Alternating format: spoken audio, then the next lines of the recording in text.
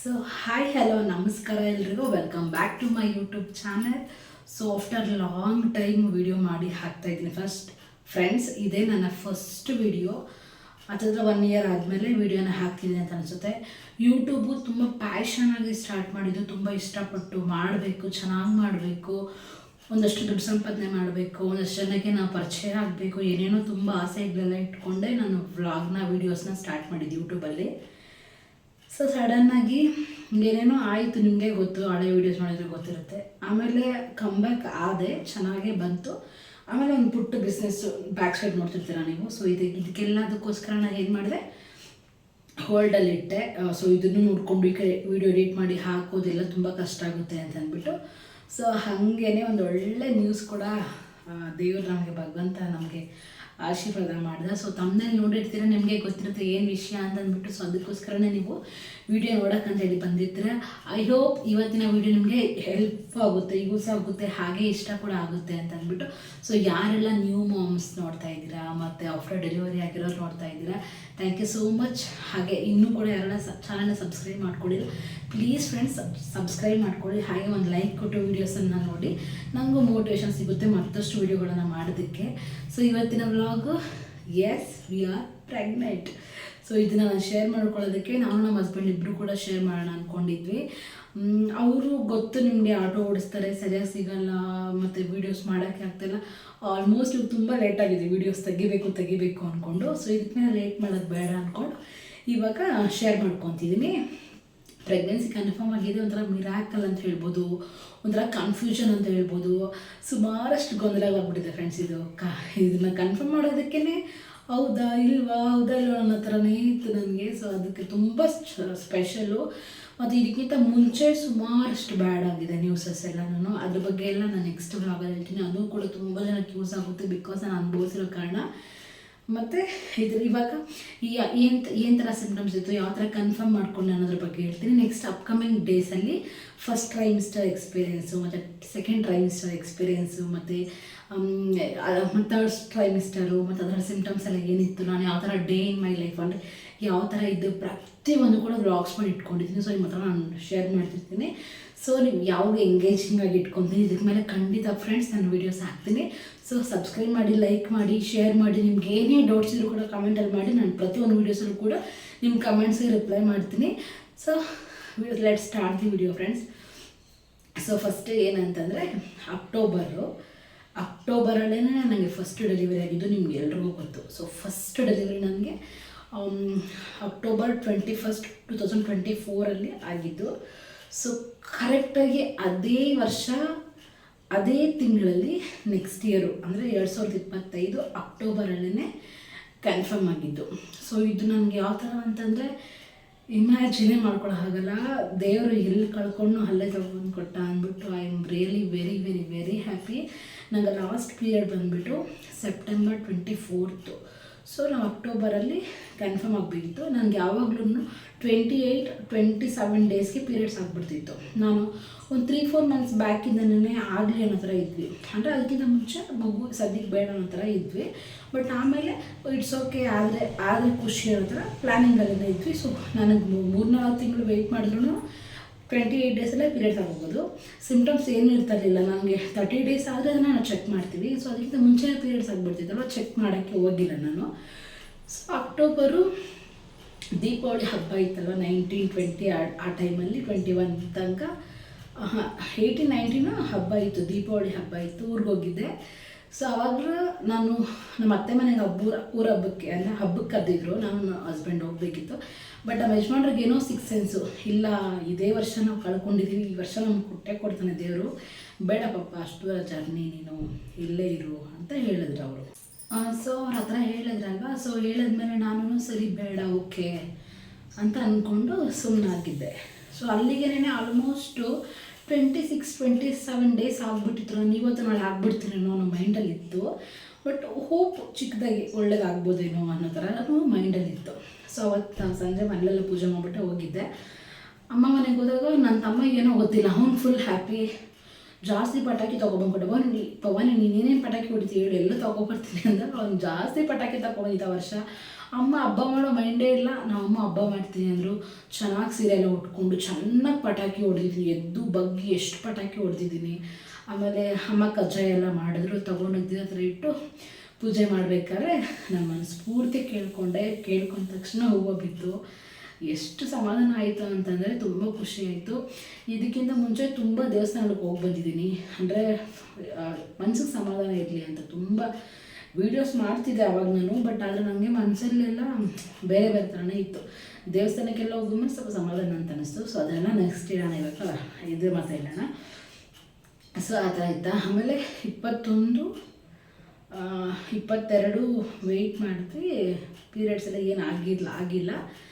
ಆಮೇಲೆ ಸರಿ ಅಂದ್ಬಿಟ್ಟು ಕರೆಕ್ಟ್ 23rd ಚೆಕ್ ಮಾಡಿಬಿಟ್ಟೆ. ನಂಗೆ ಕಾಯೋಕ್ಕೆ ಆಗ್ತಾಯಿಲ್ಲ. 24th ವೆಯ್ಟ್ ಮಾಡೋಣ, ಕರೆಕ್ಟಾಗಿ ಒಂದು ತಿಂಗಳಿಗೆ ಚೆಕ್ ಮಾಡೋಣ ಅಂತ. ಬಟ್ ನಂಗೆ ಕೈಯಲ್ಲಿ ಆಗ್ತಾಯಿಲ್ಲ. 23rd ನಂಗೆ ಗೊತ್ತು 27, 28 ಡೇಸ್ಗೆ ನಾನು ಪೀರಿಯಡ್ಸ್ ಆಗಬೇಕಿತ್ತಲ್ಲ, ಆಗಿಲ್ಲ. ಸೊ ನನಗೆ 23rd ಚೆಕ್ ಮಾಡಬೇಕು ಅಂದ್ಬಿಟ್ಟು ಸೊ ತರಿಸ್ಬಿಟ್ಟು ಚೆಕ್ ಮಾಡಿದೆ. ಬೆಳಗ್ಗೆ 5:30, 6 ಗಂಟೆಗೆ ಎದ್ದೆ. ಚೆಕ್ ಮಾಡ್ತೀನಿ ನಾನೇ, ಯೂರಿನ್ ತೊಗೊಬಂದು ಟೆಸ್ಟ್ ಮಾಡ್ತೀನಿ. ಅದು ಲೈಟ್ ಕೋಡ್ ಬಂತು. ಲೈಟ್ ಕೋಡ್ ಅಂದರೆ ಇದೀವಿ. ಫಸ್ಟು ಟೆಸ್ಟ್ ಮಾಡಿದೆ ನಾನು, ಹಾಕ್ಬಿಟ್ಟು ಅದರಲ್ಲಿ ಏನೂ ಬಂದಿಲ್ಲ. ಬಂದೇ ಇಲ್ಲ. ನಾನು ಮನೆ ಹತ್ರ ಏನು ಬಂದೇ ಇಲ್ಲ ಅಂತಂದೆ. ನಮ್ಮ ಮನೆಯವರು ಇನ್ನೂ ಟೈಮ್ ಇದೆ ಅಲ್ವಾ, ಇನ್ನೂ 2 to 3 ಡೇಸ್ ವೆಯ್ಟ್ ಮಾಡಬೇಕು ನೀನು, ಅದಕ್ಕೆ ಬಂದಿಲ್ಲ, ಸರಿ ಬಿಡು ಆರಾಮಾಗಿ ಅಂದರು.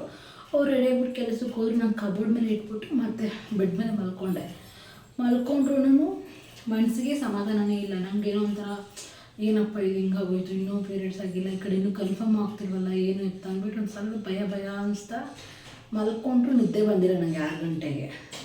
ಮತ್ತು ಎದ್ಬಿಟ್ಟು ಅದನ್ನು ಕಿಟ್ನ ಸುಮ್ಮನೆ ನೋಡೋಣ ಅಂತ ಎತ್ಕೊಂಡ್ರೆ ಡಬಲ್ ಕೋಡ್ ಬಂದ್ಬಿಟ್ಟೈತೆ. ಅಂದರೆ ಲೈಟಾಗಿ ಬಂದಿತ್ತು, ತುಂಬ ಲೈಟು.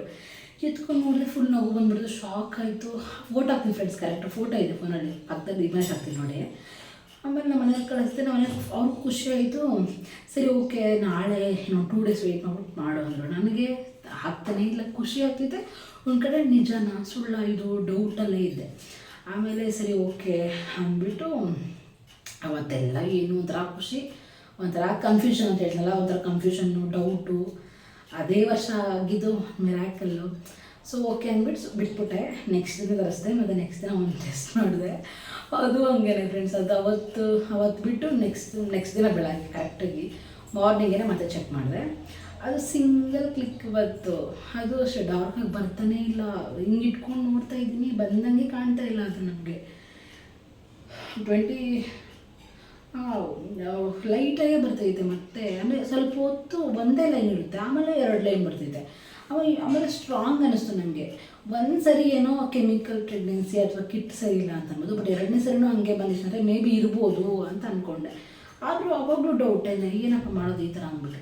ಮತ್ತೆ 23rd 24th ನೈಟು 10 ಗಂಟೆಗೆ ಒಂದು ಟೆಸ್ಟ್ ಮಾಡಿದೆ. 10 ಗಂಟೆಗೆ ಮಾಡಿದೆ, ನೈಟು 10 ಗಂಟೆಗೆ. ಬೆಳಗ್ಗೆ ಮಾಡಿಲ್ಲ, ನೈಟ್ ಮಾಡಿದೆ. ಆವಾಗ ಫುಲ್ ಲೈಟ್ ಕಲರ್ ಬಂತು. ಮತ್ತು 25th ಮಾರ್ನಿಂಗ್ ಒಂದು ಟೆಸ್ಟ್ ಮಾಡಿದೆ, ಅದರಲ್ಲೂ ಲೈಟ್ ಕಲರೇ. 3 ಟೆಸ್ಟ್ ಆಯಿತಾ. ಆಮೇಲೆ 26th ಇದ್ರಿ. ಯಾಕಂದರೆ ಡಾಕ್ಟ್ರು ಹೇಳಿದರು 3 ಡೇಸ್ ಆದಮೇಲೆ ಬನ್ನಿ, ಪೀರಿಯಡ್ಸ್ ಮಿಸ್ ಆಗಿ 3 ಡೇಸಿಗೆ ಬನ್ನಿ ಅಂತ. ನಾನು 26th ಚೆಕ್ ಮಾಡಿದೆ, ಅವತ್ತು ಲೈಟ್ ಕೊಡೆ ಬಂತು. ಸೊ ಕನ್ಫರ್ಮ್ 90% ಓಕೆ ಕನ್ಫರ್ಮ್ ಅಂತ ಅಂದ್ಕೊಂಡೆ ನಾನು. ಸರಿ ಯಾವುದಕ್ಕೂ ಡಾಕ್ಟ್ರ್ ಹತ್ರ ಹೋಗೋಣ ಅಂದ್ಬಿಟ್ಟು ಹೋದ್ವಿ. ಅಲ್ಲಿ ಹೋಗಿದ ತಕ್ಷಣ ಹೇಳಿದ್ರು ಈ ಥರ 24th ಪೀರಿಯಡ್ಸ್ ಇರಬೇಕಿತ್ತು, 3 ಡೇಸ್ ಆಗಿದೆ. 27th ಹೋಗಿದ್ದು ನಾವು, 27th. ಸೊ 3 ಡೇಸ್ ಆಗಿದೆ ಅಂದರೆ ಓಕೆ ಟೆಸ್ಟ್ ಮಾಡ್ಬಿಡೋಣ, ಯೂರಿನ್ ಟೆಸ್ಟ್ ಅಂತ ಹೇಳಿದ್ರು. ಯೂರಿನ್ ತೊಗೊಬಂದು ಸ್ಯಾಂಪಲ್ ಕೊಟ್ಟೆ. ಕರೆದ್ರು, ಹೋಗಿ ಕುತ್ಕೊಂಡಿದ್ದೀರಿ.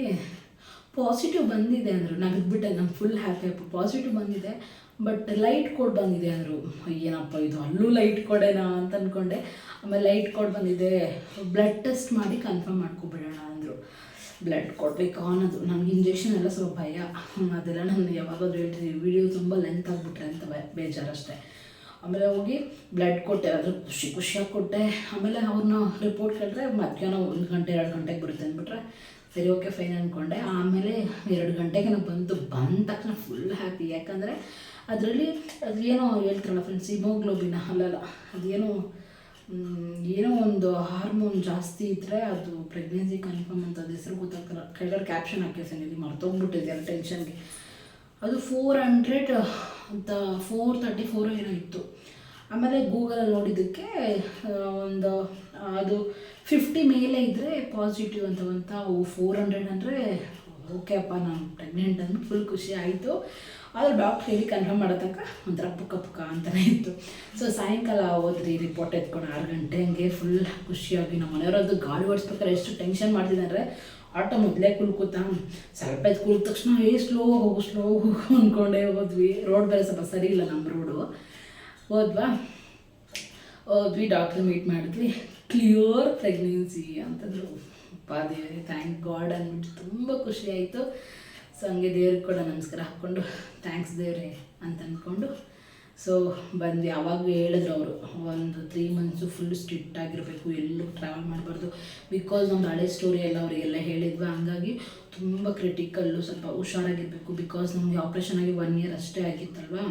ಸೊ ಇದು ಆ ಸ್ಕಾರ್ಸ್ ಎಲ್ಲ ಇನ್ನೂ ಕೂಡ ಫುಲ್ಲು ವಾಸಿ ಆಗಿರಲ್ಲ ಅಂತೆಲ್ಲ ಏನೇನೋ ಹೇಳಿ ಅವ್ರು ಸ್ವಲ್ಪ ನಂಗೆ ಹೇಳಿದ್ರು. ಅದು ಬೇರೆ ನಂಗೆ ಮಿಡ್ಲಲ್ಲಿ ಒಂದೇನೋ ಪ್ರಾಬ್ಲಮ್ ಆಗಿತ್ತು, ಅದು ನಾನು ನೆಕ್ಸ್ಟ್ ಯಾವಾಗತ್ತೂ ಹೇಳ್ತೀನಿ. ಸೊ ನಮಗೆ ಫುಲ್ ಕೇರ್ಫುಲ್ಲಾಗೆ ಹ್ಯಾಂಡಲ್ ಮಾಡೋಕ್ಕೆ ಹೇಳಿದ್ರು. 3 ಮಂತ್ಸ್ ನೋ ಟ್ರಾವೆಲಿಂಗ್, ಎಲ್ಲೂ ಹೋಗಿಲ್ಲ, ಗಂಡ ಹೆಂಡತಿ ಫಿಸಿಕಲಾಗಿ ಕೂಡ ಇರಲಿಲ್ಲ, ಏನೂ ಇಲ್ಲ, ಫುಲ್ ಸ್ಟ್ರಿಕ್ಟಾಗಿ ಚೆನ್ನಾಗಿ ಇದ್ವಿ. ಆಮೇಲೆ 3rd ಮಂತಲ್ಲಿ scan first heart beat check ಮಾಡೋದಕ್ಕೆ ಅದು ಯೂಟ್ರಸಲ್ಲಿ ಇದೆಯಾ ಅಂತ ಸ್ಕ್ಯಾನ್ ಮಾಡಿ ನೋಡಿದ್ರು. ಅದು ನಾರ್ಮಲ್ ಆಗಿತ್ತು ಚೆನ್ನಾಗಿ. ಮತ್ತು 3 ಮಂತ್ಸಲ್ಲಿ ಸ್ಕ್ಯಾನ್ ಮಾಡಿದ್ರು. ಅದೆಲ್ಲ ನಾನು ನೆಕ್ಸ್ಟ್ ಹೇಳ್ಬೇಕಲ್ವ ಕರೆಕ್ಟು. ಸೊ ನನಗೆ ಯಾವತ್ತಂದರೆ 27th ಹೋದ್ವಾ. ಮತ್ತು ನಾನು ಮಿಡ್ಲಲ್ಲಿ ಒಂದ್ಸರಿ 10 or 14 ಸಮಥಿಂಗ್ ಆ ಟೈಮಲ್ಲಿ ನನಗೆ ಹಾರ್ಟ್ ಬೀಟ್ ಟೆಸ್ಟ್ ಮಾಡ್ಸಕ್ಕೆ ಹೇಳಿದ್ರು. ಸೊ ಹಾರ್ಟ್ ಬೀಟ್ 156 ಬಂದಿತ್ತು. ಆವಾಗ almost 8 weeks correct 6 days 6 weeks 2 days ಏನೋ ಆಗಿತ್ತು.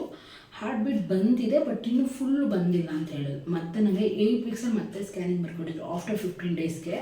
ಸೊ ಅವಾಗ ಹೋದಾಗ ಹಾರ್ಟ್ ಬೀಟ್ ಬಂದಿತ್ತು, ಮಗು ಚೆನ್ನಾಗಿಲ್ಲ ಇದೆ, ನಾರ್ಮಲ್ ಇದೆ ಅಂತ ಹೇಳಿದ್ರು. ಟ್ಯಾಬ್ಲೆಟ್ಸ್ ಕೊಟ್ಟಿದ್ರು. ನಾರ್ಮಲ್ ಪ್ರೆಗ್ನೆನ್ಸಿಗಿಂತ ಈ ಪ್ರೆಗ್ನೆನ್ಸಿಗೆ ನನಗೆ ಬೇರೆ ಬೇರೆ ಮೆಡಿಸಿನ್ಸ್ ಕೊಟ್ಟಿದ್ರು. ಹಾಗೇನೇ ಪ್ರೊಟೆಕ್ಷನ್ ಇಂಜೆಕ್ಷನ್ಸ್ ಎಲ್ಲ ಹಾಕಕ್ಕೆ ಹೇಳಿದ್ರು. ಅದನ್ನೆಲ್ಲ ಕೂಡ ಹಾಕ್ಸಿದ್ದೀನಿ ನಾನು. ಅದ್ರ ಬಗ್ಗೆ ಎಲ್ಲ ನೆಕ್ಸ್ಟ್ ಹೇಳ್ತೀನಿ. ಸೊ ಇವಾಗ ಇದು ನಮ್ಮ ಪ್ರೆಗ್ನೆನ್ಸಿ ಕನ್ಫರ್ಮ್ ಆಗಿರೋ ಸ್ಟೋರಿ ಫ್ರೆಂಡ್ಸ್. ತುಂಬ ಚೆನ್ನಾಗಿದೆ. ಸೊ ನೀವು ಯಾರಾದ್ರು ಪ್ರೆಗ್ನೆಂಟ್ ಆಗಿದ್ದರೆ ಟೆಸ್ಟ್ ಮಾಡಬೇಕಾದ್ರೆ ಸ್ವಲ್ಪ ಅಂದರೆ ಅದರಲ್ಲೇ ಹಾಕಿರ್ತಾರೆ, ಹಾಕಿದ್ಮೇಲೆ 5 ನಿಮಿಷ ವೆಯ್ಟ್ ಮಾಡಬೇಕು ಅಂತ.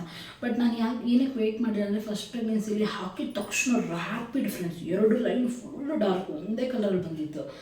ಸೊ ಇದು ಹಂಗೆ ಇರ್ಬೋದು ಅಂದ್ಕೊಂಡೆ. ಬಟ್ ಈ ಪ್ರೆಗ್ನೆನ್ಸಿ ಯಪ್ಪ ನಿಜನಾ ಸುಳ್ಳ, ಇದನ್ನು ನಿಜನ ಸುಳ್ಳ ಅಂತ ತಿಳ್ಕೊಳ್ಳೋ 5 ದಿನ ವೆಯ್ಟ್ ಮಾಡಿದ್ದೀನಿ. 5 ದಿನ ನಂಗೆ 5 ತಿಂಗಳ ಥರ ಇತ್ತು. ಬಿಕಾಸ್ ಯಾವಾಗಪ್ಪ ಅನ್ನೋ ಥರ ಇತ್ತು. So very very very very special ನನಗೆ. ಆದರೆ ನಾನು ದೇವ್ರನ್ನ ನಂಬ್ತಿದ್ದೆ, ಬಟ್ ಈ ರೇಂಜ್ ಆಗಲ್ಲ ಫ್ರೆಂಡ್ಸ್. ಆದರೆ ಈ ಒಂದು ವಿಷಯ ಆದಮೇಲೆ ತುಂಬ ನಂಬಿಕೆ ಬಂದಿದೆ. ತುಂಬ ಒಳ್ಳೊಳ್ಳೆದು ಏನೇನೋ ಆಗಿದೆ. ನಾನು ಅದು ಹೋಗ್ತಾ ನಿಮ್ಗೆ ಶೇರ್ ಮಾಡ್ತಾ ಹೋಗ್ತೀನಿ. ಸೊ ಈ ವಿಡಿಯೋ ಇಷ್ಟ ಆದರೆ ಪ್ಲೀಸ್ ಲೈಕ್ ಮಾಡಿ, ಶೇರ್ ಮಾಡಿ. ನಿಮ್ಗೆ ಏನೇ ಡೌಟ್ಸ್ ಇದ್ದರೆ ಪ್ರೆಗ್ನೆನ್ಸಿ ಬಗ್ಗೆ, ನನ್ನ ಜರ್ನಿ ಬಗ್ಗೆ, ಅಥವಾ ನನ್ನ ಸ್ಕ್ಯಾನಿಂಗು, ಪೀರಿಯಡ್ಸು, ನಿಮ್ಗೆ ಏನು ಕ್ವಶನ್ ಕೇಳಬೇಕಂತ ಕಮೆಂಟ್ ಹಾಕಿ ನೆಕ್ಸ್ಟ್ ರಿಪ್ಲೈ ಮಾಡ್ತೀನಿ. Thanks for watching.